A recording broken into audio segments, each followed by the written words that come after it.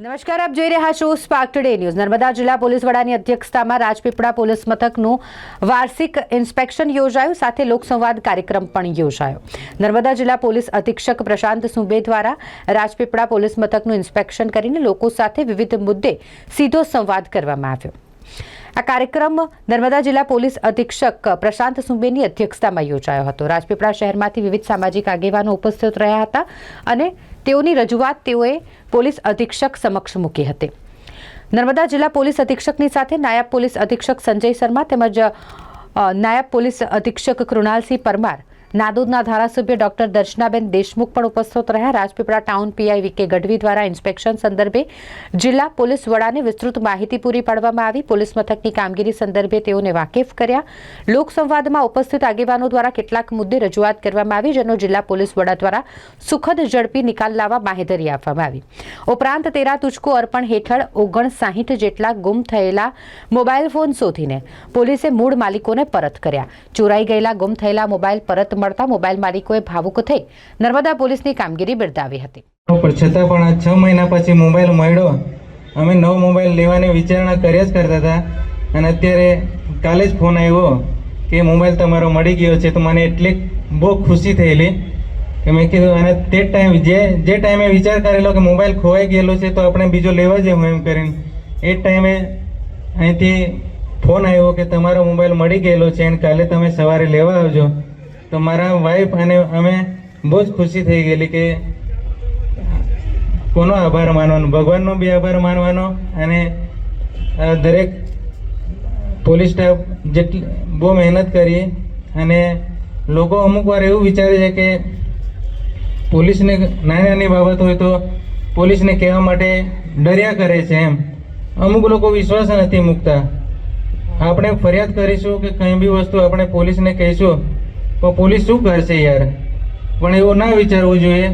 દરેક કોઈ પણ આકસ્મિક બનાવ બને તો સૌ પ્રથમ તો પોલીસ જ આવીને આપણને બચાવે છે। મારો મોબાઈલ 12/9/23 પડી ગયો હતો અને મને ખબર પણ નથી પડી અને અમે તરત પછી પોલીસ તંત્રમાં ફરિયાદ કરી, એફઆઈઆર કર્યા હતી અને હમણાં મને જે મોબાઈલ મળી ગયો છે આજે અમને બહુ ખુશી થાય છે, કારણ કે મોબાઈલ 34,223 રૂપિયાનો હતો। શું કહેશો, પોલીસ ખાતાનું કામગીરી કેવી લાગી? પોલીસ તંત્રની કામગીરી તો ખરેખર બિરદાવવા જેવી છે। ગમે તેવી રીતે પણ આપણે એક વખત આપણે અરજી દાખલ કરી દેવું પડે, કોઈ પણ વસ્તુ આપણે ખોવાઈ હોય તો, અને પોલીસ તંત્ર ગમે તેવી રીતે એ પોતાનું કામ કરી જ જાય છે, આપણે રાહ જોવાની હોય છે, એટલું જ છે। આપનું નામ? આ પહેલાં પણ તમારો એક મોબાઈલ ખોવાયો હતો? હાજી, અમારો એક મોબાઈલ ખોવાયેલો હતો, એ અમને 15 દિવસમાં જ મળી ગયેલો, એ શાકબારામાં જ હતો। અને પછી અમને બે મહિના પછી જ્યારે આ મોબાઈલ ખોવાયો ત્યારે અમને વિશ્વાસ બેઠો કે પોલીસ તંત્ર આપણને મદદ કરે છે અને ગમે ત્યારે આપણને મેળવી આપશે।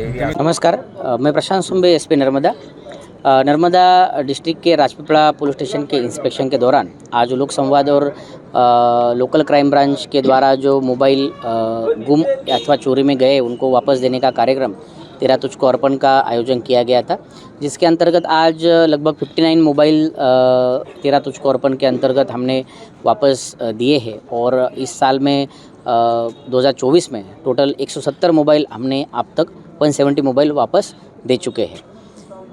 कैसे खुशी रहती है सर जो लोगों का मोबाइल आज? कुछ सालों तक मैं ये कहूँगा कि मोबाइल जाने के बाद काफ़ी बार मोबाइल नहीं मिलता था, तो लोगों को एक अपेक्षा कम रहती थी, लेकिन इस साल में जो नर्मदा जिला पुलिस द्वारा कामगिरी की गई है उसके बाद में लोगों के मन में काफ़ी खुशी का माहौल रहता है और बहुत आनंद होता है, क्योंकि अपनी खोई हुई चीज़ जो किसी ने भेंट में दी होती है अथवा अपनी एक सेविंग के साथ में बहुत मकसद के साथ ली हुई होती है, वो चीज़ गुम होने के बाद या चोरी होने के बाद वापस मिले तो उसका एक बहुत आनंद लोगों के चेहरे पे देखने के लिए मिलता है और पुलिस को भी बहुत आनंद है कि वो इस काम में लोगों के लिए और समाज के लिए मददरूप हो रही है।